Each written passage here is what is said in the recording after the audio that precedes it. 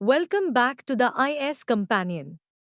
In today's lecture, we will discuss on Albert Bandura's social learning theory. Bandura's theory revolutionized our understanding of how learning occurs through observation and modeling. Unlike traditional behaviorist theories that emphasize direct reinforcement, Bandura proposed that much of human learning happens in a social context. We will explore the key tenets of Bandura's theory, the processes involved in observational learning, and the factors that influence this type of learning. Key tenets of Bandura's social learning theory. 1. Cognitive mediation. All learning is cognitively mediated.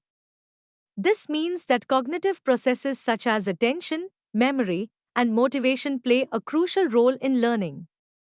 2. Reinforcement and learning. While reinforcement facilitates learning, it is not an essential condition for it. Learning can occur without direct reinforcement. 3. Learning without reinforcement. Learning can occur in the absence of reinforcement. Individuals can learn by observing others being reinforced. 4. Vicarious reinforcement. Learning can originate either from direct reinforcement or from vicarious reinforcement, where individuals observe others being rewarded or punished. 5. Learning without performance. People can learn without performing the behavior. Learning that has taken place manifests in behavior only when the conditions are right. 6. Cognitive explanation of complex behaviors. The acquisition of complex human behavior can be satisfactorily explained by cognitive learning processes. Functions of social learning. 1. Imparting information. Observational learning provides information about how to perform various behaviors and the consequences of those behaviors. 2. Motivating future behavior. Observing others can motivate individuals to perform behaviors that they have seen modeled, especially if those behaviors are rewarded. 3. Reinforcing behavior. Observational learning can reinforce existing behaviors by showing the positive outcomes of those behaviors in others. Modeling or observational learning. Modeling or observational learning requires the presence of a model who performs a behavior that can be observed by others. This behavior can be positive or negative, and learners observe and decide to follow it based on their desire for positive outcomes. Processes involved in observational learning. 1. Attention. The learner must pay attention to the model and the behavior being performed. Factors that influence attention include the characteristics of the model and the observer. 2. Retention. The learner must be able to remember the behavior that was observed. This involves encoding the behavior into memory for later retrieval. 3. Motor production. The learner must be able to reproduce the behavior. This involves physical capability and the translation of observed behavior into actual performance.